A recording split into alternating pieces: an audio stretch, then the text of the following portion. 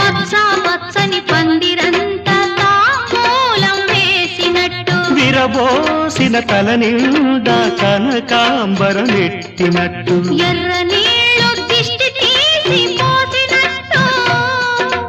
ఎర్ర నీళ్ళు దిష్టి తీసి పోసినట్టు కర్పూరం హారతి ఇచ్చినట్టు ఆకాశం ఎందుకో